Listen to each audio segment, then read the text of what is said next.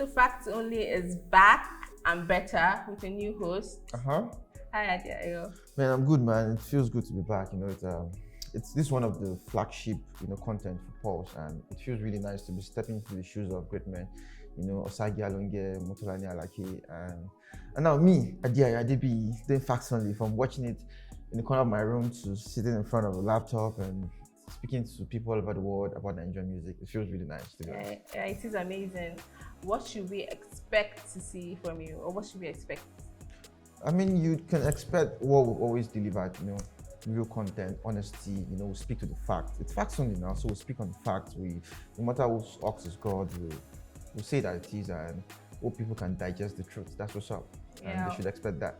We'll dissect the trending topics. Totally. Well, something has been buzzing on the internet lately. Man, tell me about it. Burna Boy.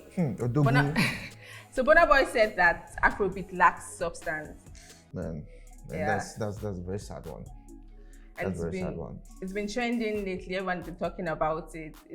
It doesn't. I think he even went deep into it. Does Afrobeat even exist as a genre? I mean, yeah, So- it's a very erroneous statement. It's an unfortunate statement. It is absolutely not true, and it's very painful that the biggest Afrobeat export right now would go to the biggest stage in the world and one of the biggest personalities in music, which is in Louis, and go and make such a very erroneous statement.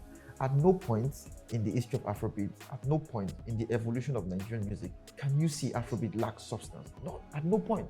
Not when even Afrobeat as we know it started in the mid-90s with the likes of Lagbaja, Wed MC, the Remedies, Tony Tetsula. Not at that point did Afrobeat lack substance, and definitely not now when we are taking over the world.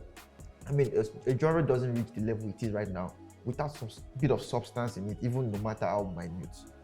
You understand? So, I mean, when we take it all back and we look at the music that shaped what we now know as Afrobeat, our early sounds. Let's see, for example, let's look at Tony Tetsula. Let's even play around. You write Tony Tetsula, You Don't Eat My Car. And this is a song that talks about him living in his house, broke, no money, economy is hard. And he gets into his car to go collect money from a debtor, someone who's owing him money, a friend. And he gets to the person's house and the person doesn't have money. And he's like, I know what, now free the money for the guy. And on his way back, accident, someone, fender bender from behind. And he said, came down from the car and found out it was a white man. Oh, you don't eat my car. This is a story, that's substance, no matter how good it makes you feel. Some It's people substance. ask, what is substance? Is it like depth of lyrics? What's the substance? Oh, what is substance, right? Now, we ask, substance is, on the face of it, is meaning, content, quality, what makes up something. So now what we should be saying is, what makes up Afrobeat? What is Afrobeat substance? What are the substances that come together to make up Afrobeat? Yeah. And now, for you to understand that, you have to understand that Afrobeat is made up of different sounds, So there are sounds of Afrobeat that are locally derived, and they're the ones that are exported. Now, so what are our locally derived sounds? We have our language, we have our percussions, our drums, we have our melodies, we have our stories, our cadences, our spirit, the spirit of Afrobeat. There's a way a Nigerian will speak. There's a way we talk. There's a way we copy our reality. This is our spirit. It is difficult for others to replicate it. We find you in every conversation being held by Nigerians. There's a peculiarity there's a Nigerian peculiarity to it. Be it sports, be it music, be it whatever, be it coronavirus. There's a way we play around with it and add that Nigerianness to it. So this is our locally derived element. Now, what are the foreign derived elements, right? All the genres that are exported to make up our music, to make up the mainstream sound, the popular sound. So we have dancehall, pop, hip hop, whatever, what have you. International genres, from the Caribbeans and everywhere. We bring it together to form Afrobeat, right? So these are the substances that make up Afrobeat. It's a fusion of sounds. So what do you think Burna Boy meant by substance? Because you're saying a different thing from what he's saying. What do you think he meant? Now what he's saying, what Burna Boy is saying, that Afrobeat doesn't lack substance. He's trying to present it like Afrobeat doesn't convey depth. That we don't see anything real. And he said it in an interview. He said these guys do not even have real life experiences to sing about. So we do not have depth. We do not have content. And he said we make happy music. So now this is what you need to understand, right? You need to understand why does Afrobeat have substance, and does substance matter in Afrobeat, and what are those substances? Now, Afrobeat as it is mainly mainstream music, pop music, and pop music when it comes to substance is paper tune. You know, it's mostly the motif, the dominant theme is mostly fun, love, party, you know, things that are casual, things everyone can relate to, things that are mainstream. So there's no necessarily thematic depth in it. But at the same time, that is not to say there are no depth to it. Even the people that even the fact that we make music that conveys happiness. You know, our music is very happy. He said it offers a good time. And our music is put together to offer you a good time to be played in clubs, parties, for you to want to listen to it and dance. And that is the primary element of pop music. When it comes to Afrobeat, the things that matter most is the melody and the production, and how they come together to make it catchy. So are you saying that substance shouldn't matter in Afrobeat? That is, you have to understand what are the substances that shapes Afrobeat the most. Now, there are substances that shape hip hop, there are substances that shape pop, there are substances that shape country, and there's substances that will shape Afrobeat as it is. Now, for hip hop, what are the primary substances that if they are missing, it doesn't really convey the spirit of hip hop? I mean, we'll have to look at different eras, right? Maybe in the early 90s, we look at the boom bap production, then we look at the lyricism, you know, the writing. Today, we look at the production, we also look at the writing, the storytelling, stuff like that. In Afrobeat, you know, the sophistication of the writing is not the primary driver of the music. It is how it sounds to the ear. And that's not just Afrobeat, it's the way pop music is. That is why someone from France, you know, someone from Congo can make music and will listen to it here. Do you understand what Adeayo is saying? No. Not a single word. Yeah. But why do you enjoy the music? It's catchy. It's catchy. It sounds very nice to the ears, and that's the meaning of pop music. And Afrobeat is mainly pop, right? So our music, once you can, like the litmus test for what should form Afrobeat substance, since it's pop music, is the catchiness of the production, the catchiness of the melody. So now, the most catchy thing about our culture, our entertainment culture, our pop culture is our lamba. So lamba, quote unquote, which is our colloquialism, you know, the way we talk. And it's not just restricted to our music alone. If you look at our everyday conversation on Twitter, the way we use words, they play, this and that. Even the one we say no evidence, it's someone outside that culture might not be able to get it. You can't contextualize it if you're not within the culture. You understand? So this is part of our identity, and these are substances. Our vibes are substance. Our lamba are substances. Lamba is a substance. Vibes is a substance. Our spirit, the cadences, the melody, the flow, these are substances, right? So this cannot be. You cannot say Afrobeat doesn't have substance. Would you say that the Nigerian reality, our story, can be found in our music? Absolutely. Absolutely. See, even there's nobody that is not making music that captures a bit of his reality. So to say Afrobeat guys, to go out there and say things like Nigerian music, Afrobeat, or whatever it is they call it, or what you people call it, is nothing. And you laugh about it casually, like you're just talking about waffles or pancake. It is unforgivable. See, there's no Nigerian artist, there's no Afrobeat act that is not saying things that at least to an extent reflect his own reality. Now, it's not even new. When Tony Tetula was saying something, was telling the story of "You Don't Eat My Car," it is his own story. Such statement insults the memory of all our great artists. What happens to the likes of Sam Sultan? What were they making? What stories were they telling? See, the fact that the music is conveyed to give you an happy time and the fact that happy time, you know, the melody, the catchiness, that you dance to it, sometimes make the lyrics lost on us. It doesn't mean it is not without depth. Now, someone like African China, way back in 2004-5, was singing about Mr. President, governance. Well, I mean, that's didactic. And when we sent to the Omale, everybody, that's what I'm saying. Even though you do a cultural deep dive, right? You know, you go to precedents, there have always been depth. Timaya, They Don't Kill Them Mama, the Mama song, it was speaking about the OD massacre.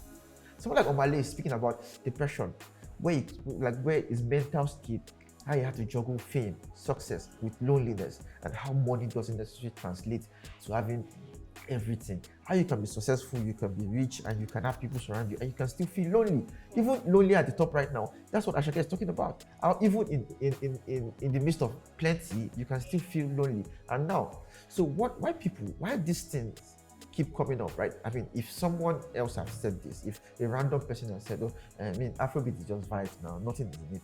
it will not be as far-reaching as someone as Burna Boy saying So it. it's quite problematic that Burna Boy said It that. is absolutely problematic. And the thing is that now they look at people in the streets, right? And they see a street act, like say someone like Shay Vibes or Charlie Poppy. They are not seeing anything now. It's just vibe. I mean, it's just lock drums and arrange together, put together to make you dance, right? That is true. To a large extent, it's true. But if you take the trouble to contextualize what they say, to listen to what they say, they're saying their story. They're saying about how they have to struggle daily, how some of them have to resort to even unlawful means to make a living. This is their story. The fact that you do not understand the language, the fact that you don't have a proper appreciation of their language, the lyrics, what they're saying, doesn't mean that it is nothing. And now, so why is it problematic that someone like Burna Boy would go to Apple Music, on an Apple Music interview with Louis to say such a thing? Now, no matter how some people would like to dispute it, right? Burna Boy is Afrobeats' biggest international export right now. He's selling out stadiums. He's won a Grammy. He won back-to-back BET awards. When you mention Afrobeats, and when you ask a random person, maybe you go to a random European country, and you ask a person, have you heard of Afrobeats? He said yes. He said mention 3 Afrobeat acts. There's a tendency, a very, very large chance that before the person mentioned 2 artists, Burna Boy will be one of them, right? So when a person with such profile goes to an international platform and says something like 90% of the music being made in Nigeria is empty, it is a very, very problematic statement. Now, number one, because it paints Nigeria music to the world to seem like it doesn't have quality, to seem like people begin to wonder that, oh, so this music that is taking over the world, this music that was played in India, in North Africa, in the Middle East, so it's just nothing? We're just like giving attention to something that's empty? Because this guy definitely knows what he's talking about. He's the flagship artist from that industry. That's number one. So, and again, what does this mean for us? It means that it's a drawback. It's a drawback. So it means that recently, like yesterday, I had an interview with a guy from Austria, a radio station from Vienna, Austria National Radio, over 800,000 listeners. And the guy asked me, is it true that Afrobeat lacks substance? So now these are the conversations we're having. The conversations we shouldn't be having. We should be talking about what is next for Afrobeat. How can we break into bigger markets? How can we solidify our penetration of places like in Asia? How can we get more of our artists to go on tour in North Africa? How can we build the ecosystem here in Nigeria to be able to take our music from here, there? Not speaking about how Afrobeat, the intrinsic nature of Afrobeat doesn't have substance, right? So this is problematic. And if I just like to add one more reason why it's problematic, right? They say to whom much is given, much is expected, right? So Burna Boy as an international act, as someone who is a flag bearer of Afrobeat, is expected, to represent Afrobeat in a very good light. Do you think he's trying to be special? Oh yeah, we're going to. Yeah, of course, he's trying to be special, and that's not peculiar to him alone. That's something that has to do with every artist. Artists they are narcissists, right? They like to think about themselves first. They like to feel special. They like to feel like whatever they're doing is the first time anyone in the world is doing that. They like to distinguish what they're doing from what everyone else is doing, no matter how similar it is. That's why we get to see different tags every day. You get to see things like Afro Depression, Afro Mommy and Daddy, Yawo Piano, Afro Gospel, Afro Sakpa, Afro this and that. These are just colorations, like cosmetic sub messages. Afro different things, right? To feel special. Now, Burna Boy, like the average narcissistic artist, is trying to feel special, and that is not a problem. But the problem is that as a human being, as an artist, especially as one who is the flag bearer of an Afrobeat to the world movement, you have to appreciate your own narcissism.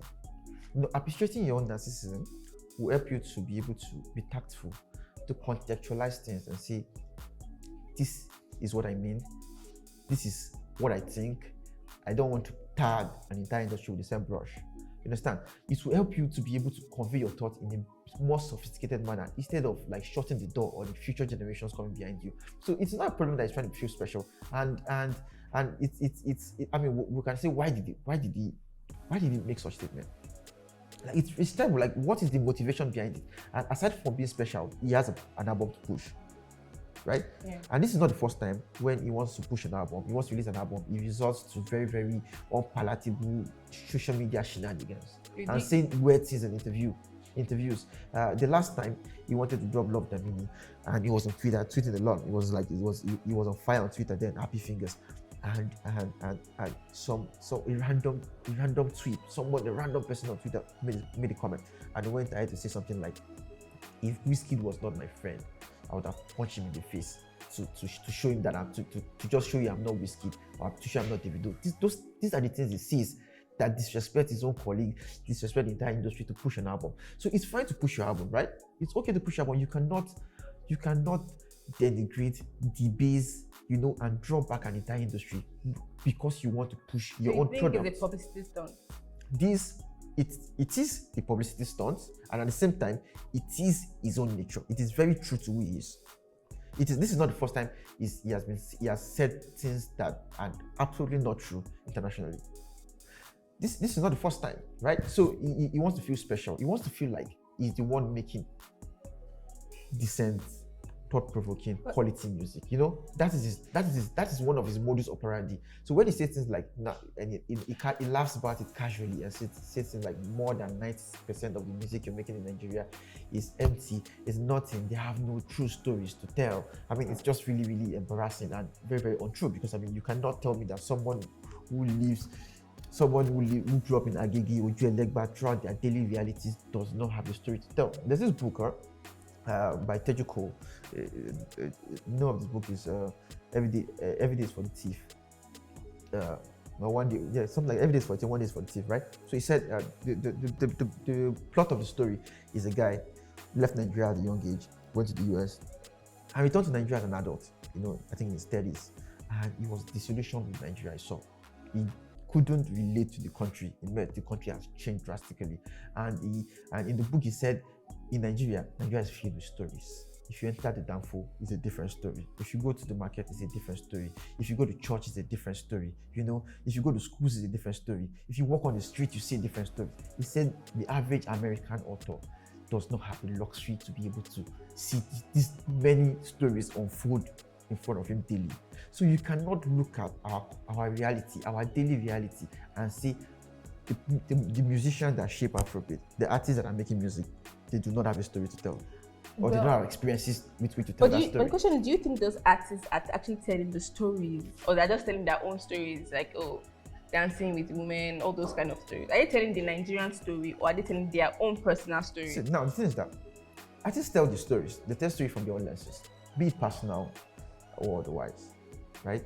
And not everybody is going to maybe tell the story of his environment, of his community. He himself, the Burna Boy himself, to what extent has he told the story of the Afro Nigerian?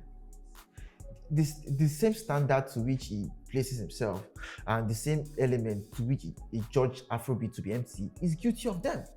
His biggest hit songs carry the same intrinsic element that would make some people to judge Afrobeat as empty, or at least to which he views Afrobeat as empty, like our Lamba, the casual words we use. Some of his biggest songs, those words are in it. What is jagili jagili? What is ye ye ye ye?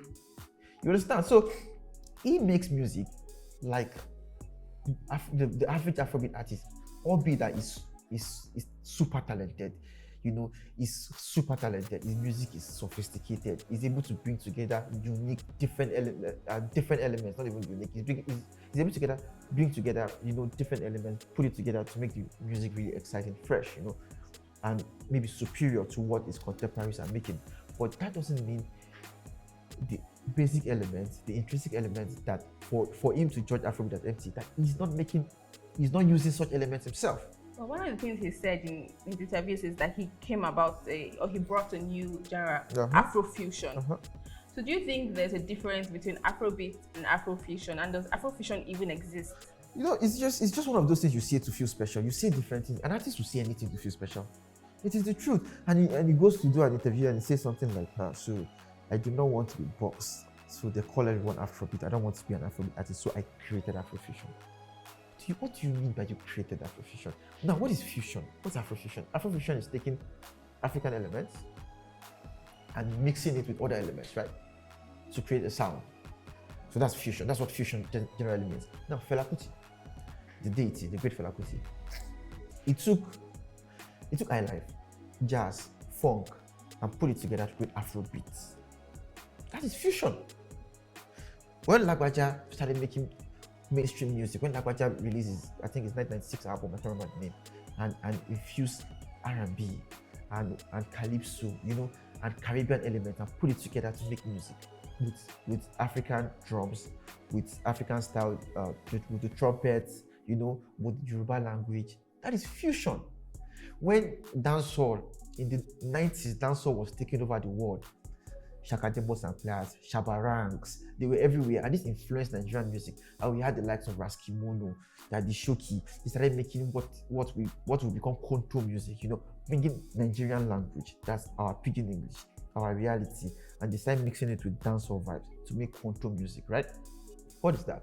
It's fusion, right? And now, what is Afrobeats with the S?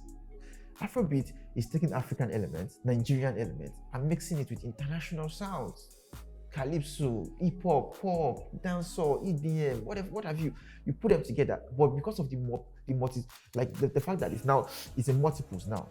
You know, it's beyond just jazz and highlife and funk that Fela experimented. It's now a lot. It's now hip hop, pop, R&B. You know, the boundary is stretched open. You know, there's no boundary to it anymore.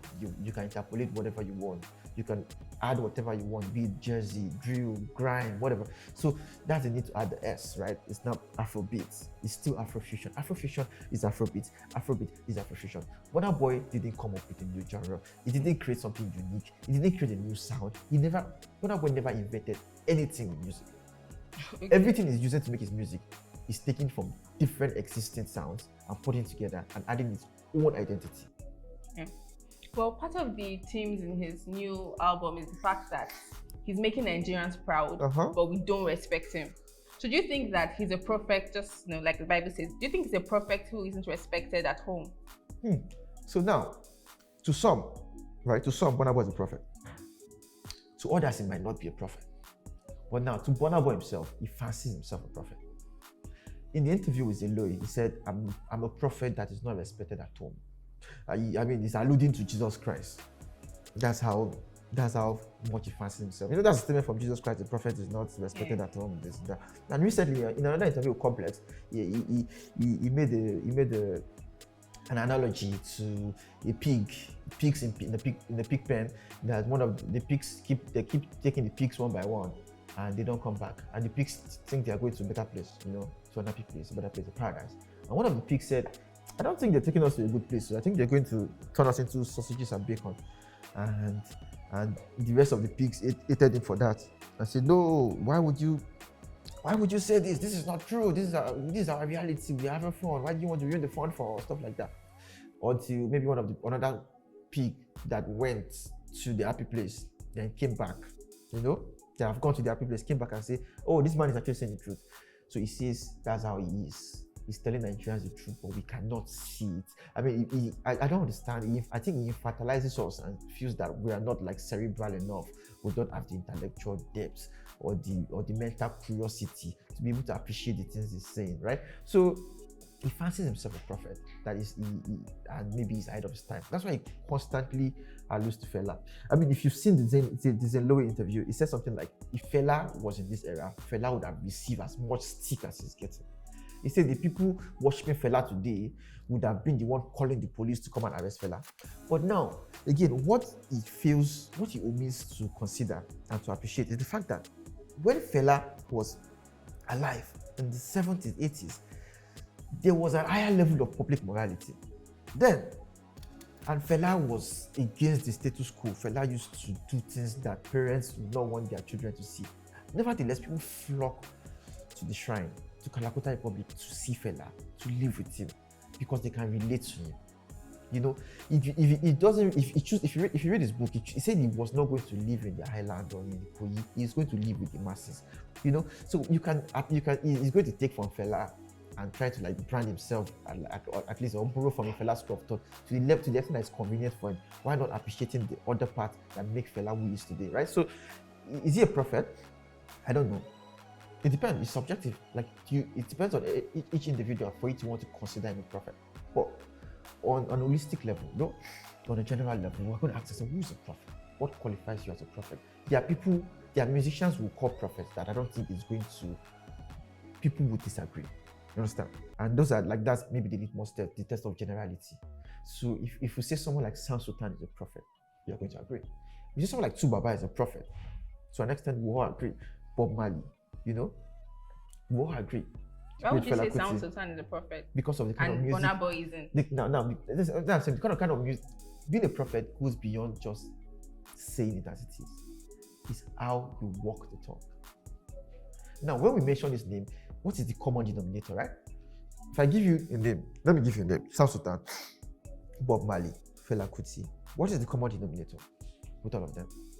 Beyond the fact that they make music, beyond the fact that they use their music to support a movement. They use their music to support a struggle. They use their music to call out the ills of the society. They use their music to checkmate dictatorialism, the dictatorial tendencies of military government, colonialism.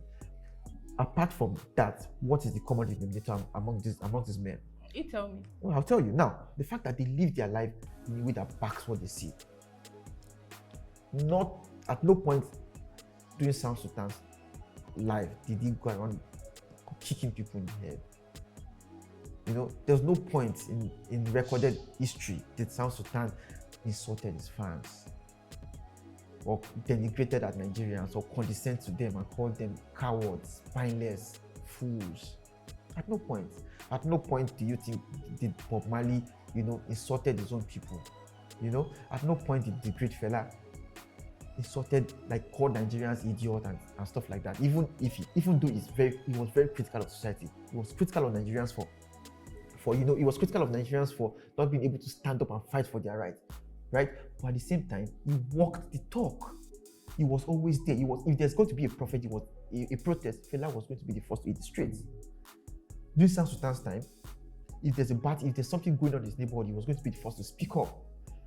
The same cannot be said for Burna Boy. Yeah, during entrance, we had to. He had to be practically the first to make a statement. This man, 1st of January 2023, he had his concert, Lagos Loves Tamini. And he left fans waiting till 3 a.m. I was there. And he showed up, and the first thing he said that, what's happened now? What's now make I do? Now my fault, now the organizer's fault now. So me I know what I go do. After all, una see my mama dance for Fela, una see I keep person for Cubana. So these are people that paid money to come and watch you and waited till 3 a.m. to see you. And say if you don't like me, God will punish you. Then they now say his stance, which I believe standship is a mental illness anyway. But then his stance went ahead to see, he's talking about his haters. So your haters will leave their house and come and wait for you till 3 a.m. to just see your downfall. Even though they are paying haters, at least they deserve some respect because they paid money, right? So see, his personality, let's see it as it is. Burna Boy's personality does not qualify him for the prophet he presents himself to be. You understand? Yeah. Let's look at the prophets. Let's look at prophets for who they are. They are prophets and they are charlatans. For you to be considered a prophet, you have to be able to live to a particular standard. And people have to be able to look up to you and say, yes, you live to a standard, you live to a moral standard, your personality speaks at a high level. You don't go around kicking people's heads off. You don't go around saying things that denigrate a movement and shut the door on future generations. It's sad. Ashake sold out 20,000 20th August on Saturday, I think, last Saturday. 20,000 capacity O2.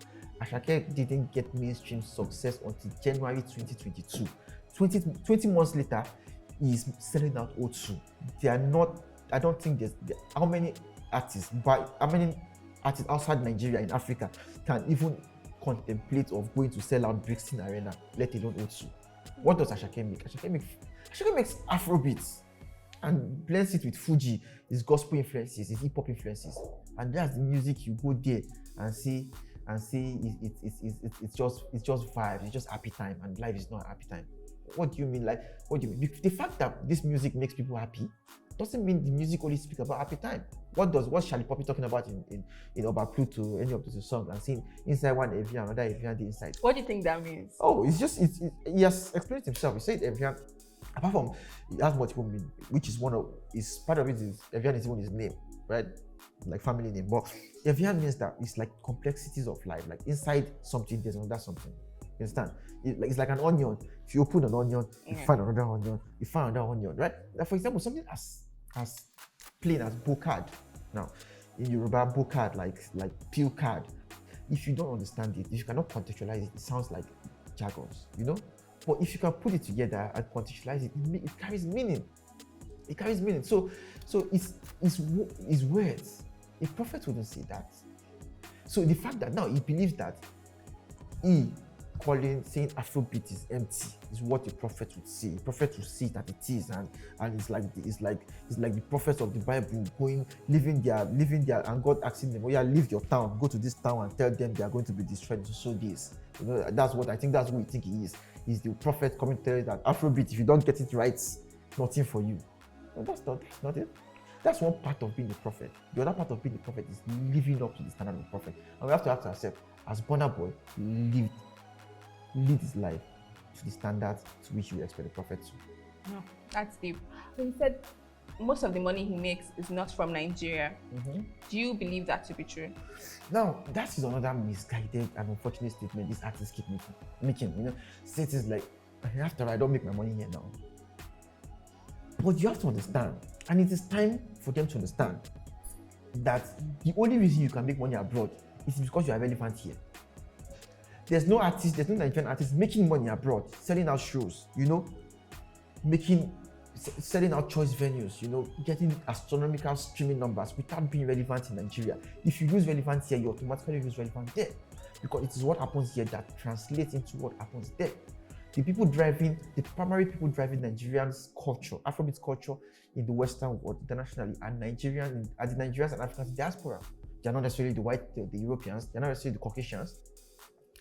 Most of the people that will come to your shows are Nigerians in diaspora, the Africans in diaspora, and they feed off what is happening in the ecosystem here, in the local industry here. So if they see like, oh, I don't even make my money from here, why are you making music that shapes the culture here? Why are you making music that appeals to us here? Don't make music that carry Nigerian elements now. Since you're not making your music here, you're not making music for us here, quote unquote, why are you speaking pidgin in your English? Why are you making Afrobeat? Go and make plain hip-hop, go and make trap music, and go and service the sensibilities of the European and the Caucasian audience, right? So the statement that they don't make money from here is not true. Number one, why it's not true is that the only reason they are relevant there is because they are relevant here. Number two, the music that they are able to sell there, the inspiration behind this music, both the reality, both the sound, is from here. And it is the local marketing that shapes the industry, that shapes that music, that builds that music. You come, you feed off that music, and because you have a big profile, you have a big machinery behind you that can take that music to the rest of the world, and you're able to benefit from it. And it's not true for you to say you're not benefiting from here. And so the fact that Nigerians, by this nature of our economic reality, we're not high-paying consumers. We cannot pay for your music as high as those internationally can pay. Doesn't mean we are not your most valuable audience after all. Because the only reason you can sell out shows there, the only reason you have relevant there, the only reason you are who you are there, the only reason you can become big enough to win a Grammy is because Nigerians fuck with your music. It's because Nigerians consume your music. It's because Nigerians follow you on social media, fight for you, because they will keep denigrating, debasing whoever even dares to speak your name. Because you have stance here, you have people who live, adore your music, and their conversations, their words, you know, the pop culture, the soft power we have here is what's translated into our international success that any artist can benefit from. And that's facts only.